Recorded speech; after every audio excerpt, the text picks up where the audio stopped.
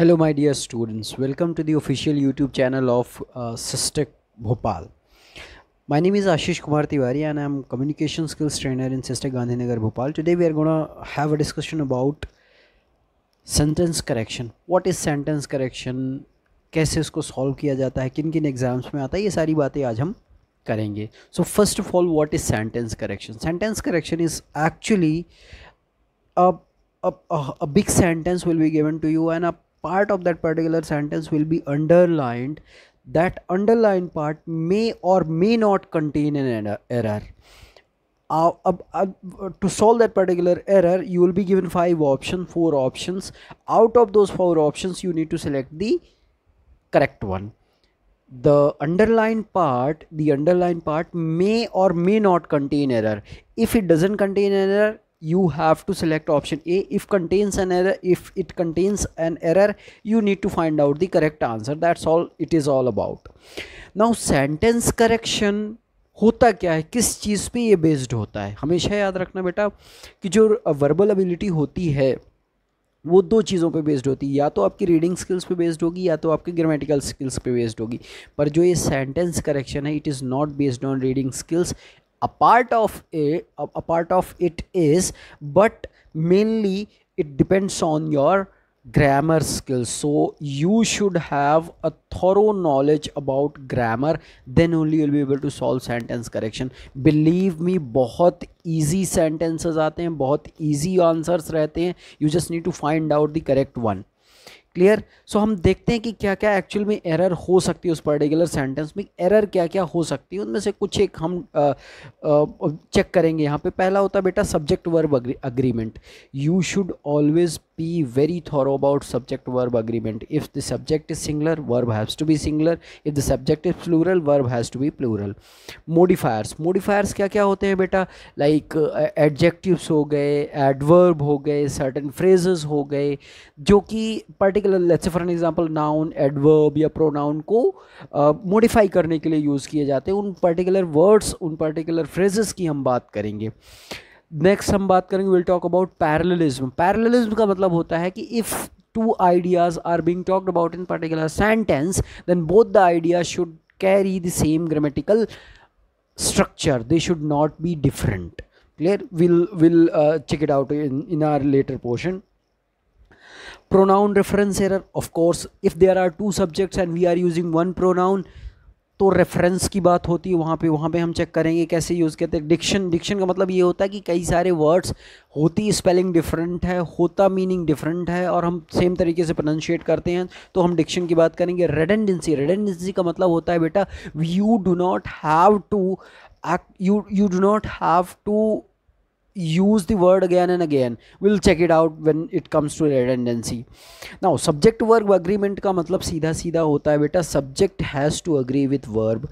अगर subject plural है तो verb has to be plural. अगर सब्जेक्ट सिंगुलर है तो verb has to be singular. There are certain rules जो कि आप सब्जेक्ट वर्ब अग्रीमेंट के अलग से हम वीडियो बनाएंगे, उसमें आपको बता देंगे. उसके बारे में आपको थोरो नॉलेज होना चाहिए. क्लियर? लाइक अगर if 2 subjects are added with the help of clause and, then we will use a plural verb. If either or के साथ यूज़ किया जा रहा तब हम सिंगुलर वर्ब यूज़ करेंगे. ईदर और में अगर एक सब्जेक्ट सिंगुलर है, एक सब्जेक्ट प्लूरल है, तो जो वर्ब के पास वाला है हम उसको उसके हिसाब से एक्चुअली अपनी वर्ब को फॉलो करेंगे. Let's say for an example, either my sisters or your sister has to go to temple. ठीक है? Either my sisters or your sister has to go to temple. अब सिंस आपकी sister, your sister is singular, then that's why we have used has. Clear? तो ये subject verb agreement की बात हो गई. सब्जेक्ट वर्ब अग्रीमेंट हमेशा एक वाइटल रोल प्ले करता है इन सेंटेंस करेक्शन. तो सेंटेंस सब्जेक्ट वर्ब अग्रीमेंट में हमेशा याद रखिएगा, अगर ईदर और आपको दिख रहा है तो वर्ब हमेशा सिंगुलर होगी. क्लियर? अगर let's say for an example and से है तो वर्ब हमेशा हम क्या ले लेंगे बेटा? प्लूरल ले लेंगे. ये सारी चीज़ें हम डिस्कस करेंगे. ये जब सब्जेक्ट वर्ब अग्रीमेंट का एक अलग से हम वीडियो बनाएंगे तो उसमें आपको बता देंगे. बट सब्जेक्ट वर्ब अग्रीमेंट आप हमेशा थॉरो रहिए, then only you will be able to solve sentence correction के क्वेश्चंस. नाउ मॉडिफायर्स में हम क्या क्या यूज़ करेंगे? मॉडिफायर्स होते क्या? It can be a word or phrase which is use to modify any other word or a phrase. Adjectives हो जाते हैं, एडवर्ब्स हो जाते हैं, पार्टिसिपल्स होते हैं। तो एडजेक्टिव जो होते हैं बेटा, they are use to modify nouns और प्रोनाउंस। एडवर्ब्स एडजेक्टिव और वर्ब्स को मॉडिफाई करते हैं। पार्टिसिपल्स मॉडिफाई करते हैं नाउन्स को। क्लियर? नेक्स्ट हम देखते हैं बेटा कौन मॉडिफायर्स में कौन कौन सी एरर हम बेसिकली यूज़ करते हैं। यहाँ पे हम देखते हैं मिसप्लेस्ड मॉडिफायर सही जगह पे अगर प्लेस्ड नहीं है तो वो आपके पूरे के पूरे सेंटेंस का मतलब चेंज कर देगा। अभी हम एक एग्जांपल देखते हैं। शी वोर the hat on her head which she bought yesterday. अब ध्यान से यहाँ पे समझना, थोड़ा सा कॉमेडी हो जाएगी, ध्यान से समझना। शी वोर दी hat on her head which she bought yesterday. उसने कल क्या खरीदा? हैट खरीदी कि सर खरीदा? हेड खरीदा या सर हैट खरीदी? She purchased hat, she did not purchase head. So यहाँ पे जो सेंटेंस पर्टिकुलर होगा उसको हम चेक करते हैं बेटा। तो अब यहाँ पे इसका पर्टिकुलर करेक्ट आंसर क्या हो जाएगा? She wore the hat which she bought yesterday on her head. अब यहाँ पे हमने क्या करा था? She wore the hat on her head which she bought yesterday। हो क्या गया था? हमको ये जो पर्टिकुलर सेंटेंस बोल रहा है वो जो उसने हेड था, हेड उसने खरीदा, हेड थोड़े ना खरीदा बेटा, हैट खरीदा। She wore the hat which she bought yesterday on her head। Clear? ये इसका प्रॉपर हो जाएगा। नेक्स्ट सेंटेंस हम देखते हैं बेटा, डैंगलिंग मॉडिफायर। डैंगलिंग मॉडिफायर का मतलब क्या होता है बेटा? हैंगिंग और अनअटैच्ड, मतलब मॉडिफायर प्रॉपरली अटैच्ड नहीं है सेंटेंस से। तो हम देखते हैं, इसका एग्जांपल देखते हैं। Waiting for the train a brick fell on my foot. So who was waiting for the train, you or the brick? You were waiting for the train। तो यहाँ पे हो जाएगा while I was waiting for the train a brick fall on my foot। Clear? So इस तरीके से कोई कुछ एग्जाम्पल्स हो जाएंगे। तो इसका क्या हो जाएगा? while I was waiting for the train a brick fell on my foot। Clear? So ये डैंगलिंग मॉडिफायर होता है। यहाँ पे हमने क्या करा कि मॉडिफायर को अटैच प्रॉपरली नहीं किया हुआ है तो सेंटेंस का मतलब चेंज हो जा रहा है। नेक्स्ट हम देखते हैं कुछ एग्जांपल्स इसके, हम देखते हैं कैसे कैसे हो सकते हैं बेटा। तो पहला एग्जाम्पल आता है हमारे पास, she picked up the scarf. सबसे पहले आप ये वीडियो पॉज कर दीजिए और सारे के सारे एग्जाम्पल्स में चेक करिए कौन क्या इसमें एरर है और इसको करेक्ट कैसे किया जा सकता है। फिर मैं आपको बताऊंगा, फिर आगे आप वीडियो देख लेंगे तो आपको प्रॉपरली समझ में आ जाएगा। सो पहला आता है, she picked up the scarf and tied it around her head which was gifted by her friend. अब यहाँ पे अगेन जो हमारी मिसप्लेस्ड मॉडिफायर वाली बात आ गई। स्कार्फ उसने लिया, उसने अपने हेड के अराउंड टाई किया, जो कि उसे उसके फ्रेंड ने गिफ्ट किया था। तो स्कार्फ गिफ्ट किया था कि हेड गिफ्ट किया था? स्कार्फ गिफ्ट किया था ना। तो इसका प्रॉपर आंसर क्या हो जाएगा इस वाले सेंटेंस का? चूंकि ये गलत है तो इसका प्रॉपर क्या हो जाएगा बेटा? She picked up the scarf and tied it around her. She picked up the scarf which was gifted by her friend and tied it around her head। Clear? Misplace नहीं करना, इसको प्रॉपरली हमको use करना। समझ में आ गया? Okay. Second वाला हम देखते हैं बेटा, the boy was riding the elephant who broke his leg. Question क्या कह रहा है बेटा? The boy was riding the elephant who broke his leg. तो एलिफेंट ने अपना पैर तोड़ लिया या लड़के ने अपना बॉय पैर तोड़ लिया? Boy broke his leg. तो यहाँ पे इसका प्रॉपरली आंसर क्या हो जाएगा बेटा? The boy who broke his leg was riding the elephant. The boy comma who broke his leg was riding the elephant. Clear? जब वो एलिफेंट राइड कर रहा था तब उसका पैर टूटा, अब एलिफेंट का पैर नहीं टूटा है। सेंटेंस के मतलब को समझिए। Chicken is ready to eat. Chicken खाने के लिए तैयार है, चिकन या खाए जाने के लिए तैयार है? चिकन खाए जाने के लिए तैयार है ना। तो chicken is ready to be eaten. Clear? Chicken is ready to be eaten.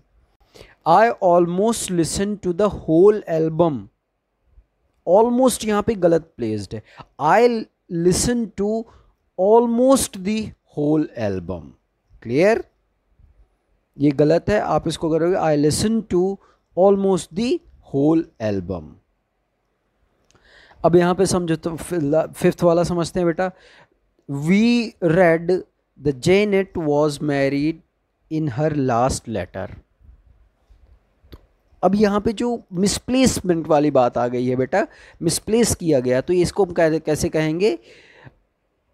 In her last letter we read that Janet was married. Clear, समझ में आ गया ये। नेक्स्ट लास्ट हम समझते हैं बेटा, pleased with their conduct it was decided to her, it was decided by her to honour them. इसको समझते हैं बेटा कैसे?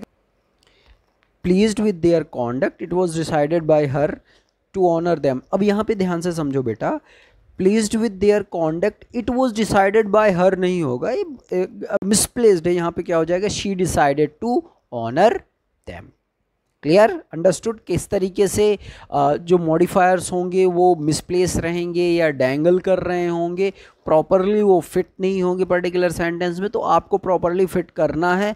अगर मॉडिफायर्स प्रॉपरली फिट नहीं है, they are going to change the meaning of that particular sentence and that particular sentence will be wrong. So you should be very thorough about the modifiers also. So we have made different videos of adjectives and adverbs, or it will be made in future. So guys, you will be given a proper idea about that particular modifier. Clear? Next हम चलते हैं बेटा parallelism. Parallelism में बहुत अच्छी बात समझने की बात है बेटा। पैरेललिज्म, सबसे पहले ये समझो पैरेललिज्म होता क्या है। पैरेललिज्म का मतलब होता है एक सेंटेंस अगर दो से एक या दो से ज़्यादा आइडियाज़ बता रहा है तो both the ideas should carry the same grammatical structure. Clear? If a sentence expresses many ideas that are similar to each other, they should be presented in parallel constructions. Of course, they should be in the same grammatical form. Like हम example देखते हैं बेटा, क्या कह रहा है? He desired to make a lot of money and that he might earn a good reputation. तो अब यहाँ पे देखो बेटा, might earn जो है डिफरेंट हो रहा है स्ट्रक्चर से, तो हमको क्या करना है यहाँ पे? He desire to make a lot of money and to earn a good reputation. Clear? To make and to earn, to make and to earn, समझ में आ रहा? दोनों के दोनों सेम पार्टिसिपल को फॉलो कर रहे हैं। Clear? Desire to make and to earn, clear? Same grammatical structure follow किया जा रहा है। In the above example, the sentence presents two same ideas but the grammatical form is different. So अगर दो ideas प्रस्तुत किए जा रहे हैं, they have to be in same grammatical form, they shouldn't be in different grammatical form. Understood? So इसका correct क्या हो जाएगा? He desired to make a lot of money and to earn a good reputation. I enjoy giving gifts and the giving of food during the holidays. इसको हम समझते हैं बेटा, इसको कैसे कर सकते हैं? अब सिंस ये पर्टिकुलर सेंटेंस दो डिफरेंट आइडियाज़ रिप्रेजेंट कर रहा है, I enjoy giving gifts and the giving of food during the holidays.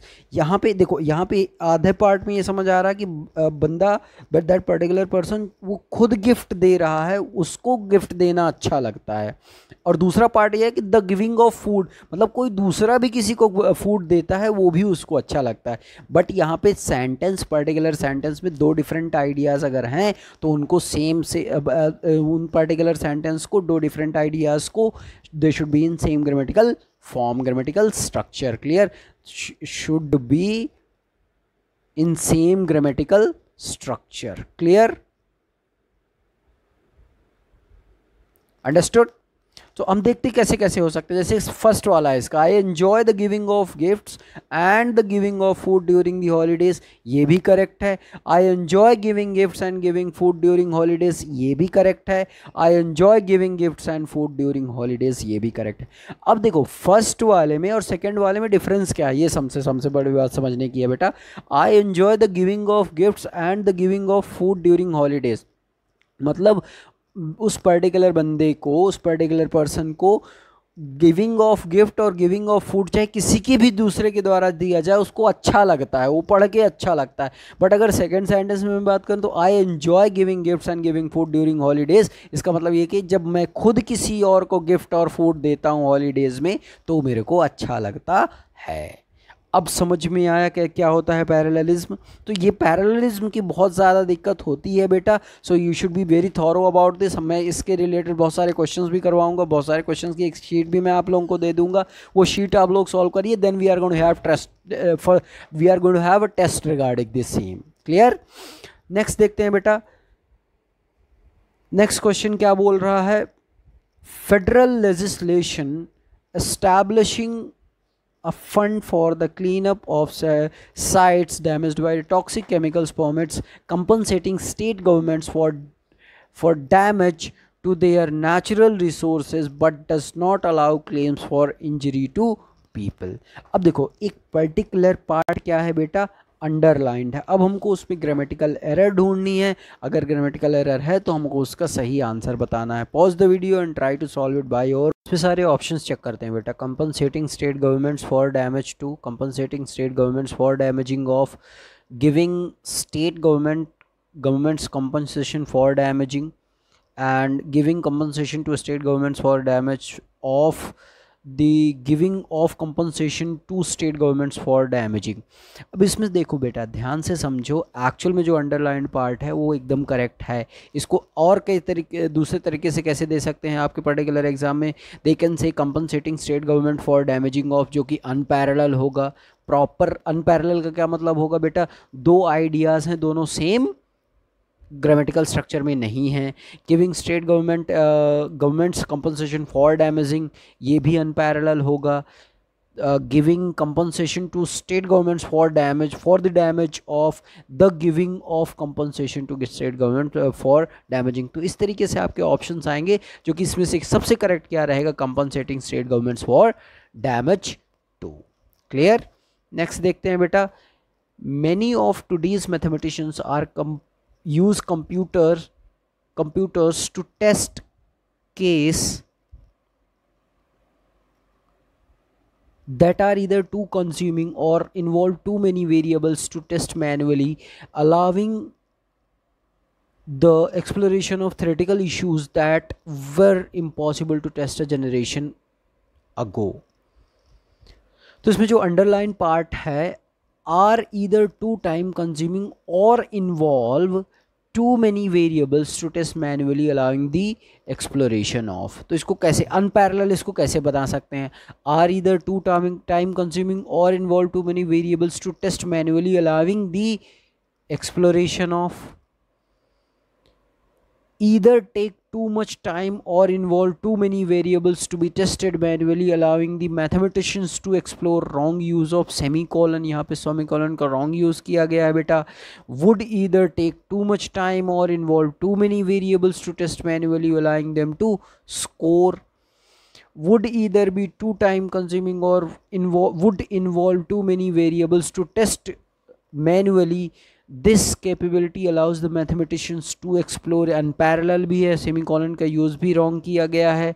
take too much time or variable to test manually, this capability allows the mathematician to explore, यहाँ पे wrong use of semicolon किया गया है। understood? तो सबसे ज़्यादा correct answer क्या होगा, would either take too much time or involve too many variables to test manually, allowing them to explore। clear? next देखते हैं बेटा, pronoun reference error. Pronoun reference error का मतलब क्या होगा, अगर दो हमारे पास पर्टिकुलर सब्जेक्ट्स हैं तो उसमें से जो हम प्रोनाउन यूज़ कर रहे हैं वो किस पर्टिकुलर सब्जेक्ट को रेफ़र कर रहा है। तो यहाँ पे हम देखते हैं बेटा, the minister met the manager and he recognised him. किसने किसको रिकॉग्नाइज किया भाई, मिनिस्टर ने मैनेजर को या मैनेजर को मिनिस्टर ने, या मिनिस्टर ने मैनेजर को या मैनेजर ने मिनिस्टर को। तो यहाँ पे ये पर्टिकुलर सेंटेंस कैसा हो सकता था, the minister met the manager and recognised him. Clear? या मैनेजर ने रिकॉग्नाइज किया तो minister met the manager who recognised him. Clear? यहाँ पे इस तरीके से हम कुछ सेंटेंस यूज़ कर सकते हैं। डिक्शन का क्या मतलब होता है बेटा, एक तरीके के सेंटेंस, एक तरीके के वर्ड्स जो होते हैं, जैसे लेटर, इट्स मतलब इसका पॉसेसिव वाला है, और it comma it's apostrophe S इस इट इज़, लाई ले, एंड जो इस एक तरीके के सेंटेंस होते हैं, there can be confusion in words that sound like. इसको सॉल्व करने का एक ही तरीका होता है, to have the thorough knowledge of the meaning of those particular words, nothing else. Clear. एक और समझते बेटा, रेडंडेंसी का मतलब होता है, क्या है बेटा, avoid needless repetition of a fact और एन आइडिया। रेडंडेंसी के बहुत सारे वर्ड्स मैंने एक प्रॉपर शीट में आपके लिए बना के दे दिए हैं, you can go through that particular sheet, वो आपको पता चल जाएगा कि वो पर्टिकुलर वर्ड्स आपको साथ में यूज़ नहीं करने हैं। जैसे हमारे पास एक एग्जाम्पल दिया हुआ है बेटा, we shall combine 3 departments into 1। अब बेटा यहाँ पे एक चीज़ समझो, जो इनटू 1 हम यूज़ कर रहे हैं यहाँ पे ये गलत है, बिकॉज जब आप कंबाइन करोगे 3 डिपार्टमेंट को तो वो एक ही हो जाएगा। तो आंसर क्या होगा इसका, केवल और केवल कितना होगा, we shall combine 3 departments. Clear, understood. Redundancy क्या होती है, रेडंडेंसी के बहुत सारे वर्ड्स मैंने आपकी शीट में बना के दे दिए हैं, जो कि आप ऑफ कोर्स आप यूज़ कर सकते हैं, आप देख सकते हैं। क्लियर। अब हम बात करेंगे कुछ क्वेश्चंस की बेटा, pause the video, try to solve it, then अब मैं आगे बढ़ूंगा, इस पर्टिकुलर क्वेश्चन का सोल्यूशन बताऊंगा। The president of Costa Rica, along with 2 vice presidents, are elected for a 4-year term by the people. ये पहले तो समझो कि ये सेंटेंस, ये पर्टिकुलर क्वेश्चन है। देखो अंडरलाइन पार्ट पे जाओ, उसको देखो, क्या सबसे पहला आपके मन में क्या आना चाहिए कि क्या वो सब्जेक्ट वर्ब अग्रीमेंट के साथ में है, जो कि अलोंग विथ का मतलब होता है मेन वर्ब, मेन सब्जेक्ट के साथ आपके सब सब्जेक्ट्स जुड़े हुए हैं। तो यहाँ पे क्या हो जाएगा, the president of Costa Rica. The president क्या है, सिंगुलर है, तो जो वर्ब है that will also be singular, तो यहाँ पे आर इलेक्टेड नहीं आएगा, इज इलेक्टेड आएगा, दैट्स ऑल। तो यहाँ पे क्या हो जाएगा, is elected for a 4-year term by the people. Understood? Question answer number 3 हो जाएगा। ठीक है, नेक्स्ट क्वेश्चन देखते हैं बेटा। नेक्स्ट क्वेश्चन क्या कहता है, previously thought to have been extinct, a team of biologists rediscovered the New Caledonia crested gecko in 1994. तो अंडरलाइन पार्ट देखिए, New Caledonia crested gecko in 1994, ये अंडरलाइन पार्ट है। अ टीम ऑफ बायोलॉजिस्ट से लेके है, सॉरी मैं पूरा वो अंडरलाइन पार्ट नहीं हो पाया है, तो अ टीम ऑफ बायोलॉजिस्ट से लेके है। तो इसको समझते हैं कौन कौन से ऑप्शंस होंगे। अ team of biologist rediscover the, पहले आप वीडियो को पॉज कर दीजिए और पूरा सॉल्व करने की कोशिश करिए। If you are not able to solve then आप आगे वीडियो देख लीजिए, you will be able to get the answer properly. A team of biologist rediscovered the New Caledonia crested gecko in 1994. A team of biologists, in 1994 rediscovered the New Caledonia crested gecko. In 1994, the New Caledonia crested gecko was rediscovered by a team of biologists, and discovered by a team of biologists in 1994 was the New Caledonia crested gecko, or the New Caledonia crested gecko was discovered by a team of biologists in 1994. अब इसमें ध्यान से समझो बेटा, ध्यान से समझना ये है, previously thought to have been extinct, a team of biologists rediscovered the New Caledonia crested gecko in 1994. तो एक्सटिंक्ट क्या था, जो मॉडिफायर एक्सटिंक्ट है वो किसके लिए यूज़ किया गया है, अ टीम ऑफ बायोलॉजिस्ट के लिए और न्यू कैलेडोनिया के लिए, ऑफ कोर्स न्यू कैलेडोनिया के लिए। तो बाकी के जो 4 ऑप्शंस हैं, फर्स्ट, सेकंड, थर्ड और फोर्थ, सब में एक्सटिंक्ट जो आपको समझ में आएगा वो किसके लिए, अ टीम ऑफ बायोलॉजिस्ट के लिए। A team of biologist extinct नहीं हुई थी, कैलेडोनिया एक्सटिंक्ट हुआ था। Clear, Caledonia crested gecko extinct था। क्लियर, तो इसके लिए ऑप्शन 5 एकदम करेक्ट आंसर होगा। The new Caledonia crested gecko was rediscovered by a team of biologist in 1994। Understood. Next question देखते हैं बेटा। The information presented in the most recent reports indicate that the turbulent times lie ahead for those who have invested only in blue chip stocks. Pause the video and try to solve this particular question by your own. इसमें first option देखते हैं बेटा, indicate that turbulent times lie ahead for those who have invested only in blue chip stocks. Indicate that turbulent times should lie ahead for those who have invested only in blue chip stocks. Indicate that turbulent times are lying ahead for those who have invested only in blue chip stocks. Indicate that turbulent times lie ahead for those who have invested only in blue chip stocks.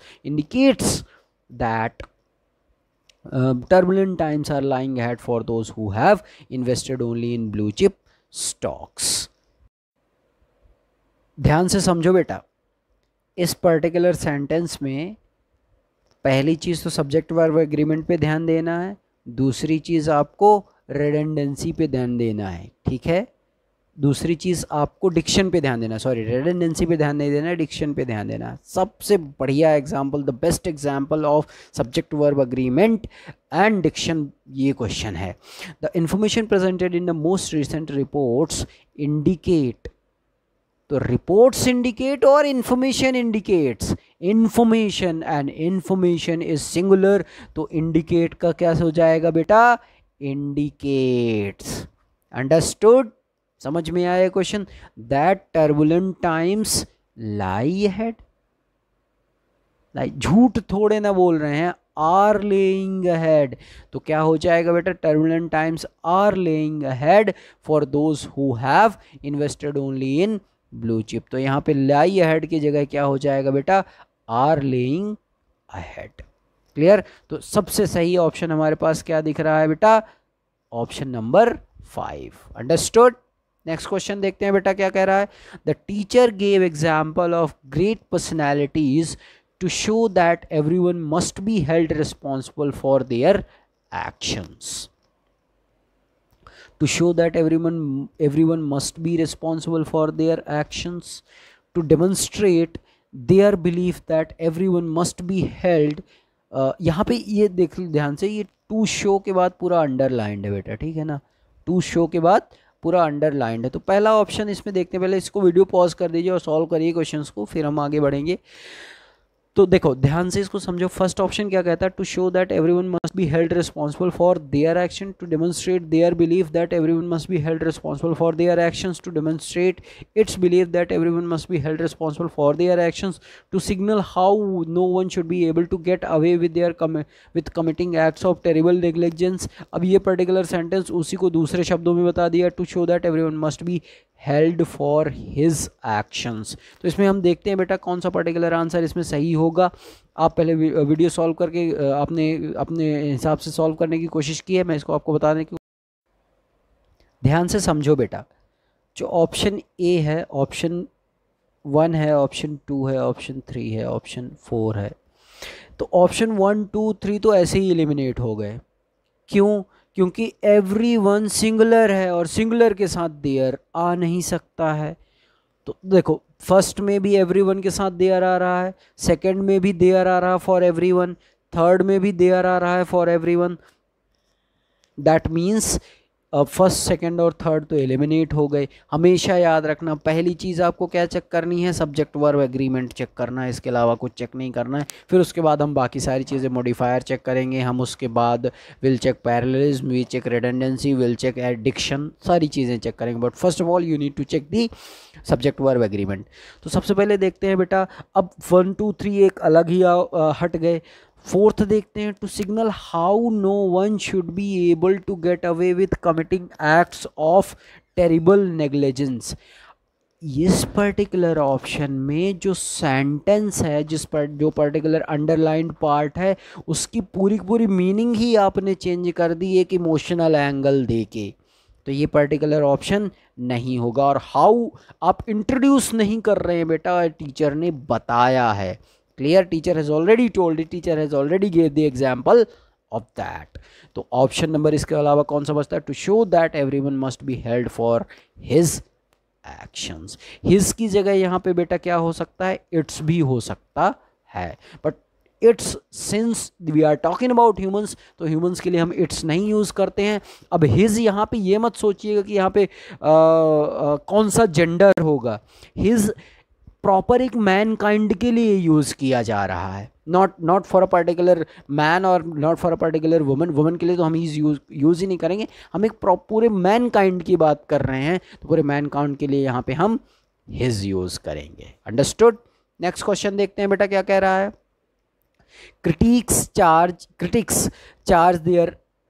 charge that Indian Cricket Association lobbied for stadiums with fewer seats to reduce supply and increase ticket prices.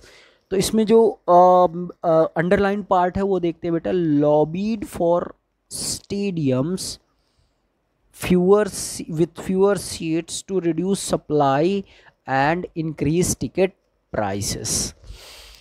तो इसके option सबसे पहले देख लेते हैं। Pause the video and try to solve it. Lobbied for stadiums with fewer seats to reduce supply and increase ticket prices. Lobbied for stadiums with less seats to reduce supply and increase tickets prices.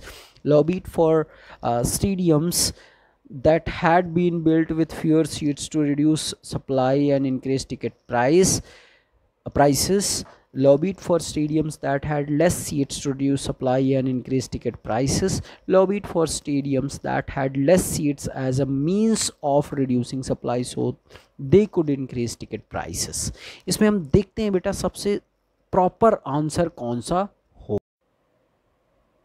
Check करते हैं बेटा, पहला option lobbied for stadiums with fewer seats to reduce supply and increase ticket prices, जो कि same है। अगर मान लो इसमें कोई अगर मान लो इसमें कोई एरर नहीं मिली तो फर्स्ट ऑप्शन हो जाएगा। तो सेकंड देखते हैं, लेस तो हो नहीं सकता क्योंकि सीट्स लेस नहीं होती, नंबर होता है बेटा। लेस अगर अनकाउंटेबल होगा तब हम लेस यूज़ करेंगे। लेस फोर्थ भी हो जाएगा, लेस फिफ्थ भी हो जाएगा, तो सेकंड फोर्थ और फिफ्थ तो अपने आप ही एलिमिनेट हो गए। अब आती है बारी थर्ड की। थर्ड को एक्चुअली आप वर्ड ही बना दे रहे हो, एक नॉर्मल से सेंटेंस को बहुत बड़ा बना के घुमा फिरा के बता रहे हो, दैट इज़ अननेसेसरली। क्लियर? तो बचता है ऑप्शन ए, दैट मीन्स जो अंडरलाइन पार्ट है वो एकदम करेक्ट है, you don't have to change it. Understood? इस तरीके से क्वेश्चन हो सकते। कभी कभी सही में क्वेश्चन में कोई गलती नहीं होगी, आप अननेसेसरली अपने आपके माइंड में प्रेशर क्रिएट कर रहे हो कि इसमें गलती कहाँ है, इसमें गलती कहाँ। You don't actually have to do it. इस तरह के बहुत सारे क्वेश्चन मैंने शीट में दे दिए हैं and I am going to have a test for the same in near future. इसको प्रैक्टिस कर लीजिए अच्छे से बेटा, एंड देन कुछ भी इसमें से अगर आपको डाउट आता है कमेंट बॉक्स में आप मेरे को कमेंट कर सकते हैं। I will definitely be helping your questions, I will definitely be answering your question. Thank you so much, thank you for watching.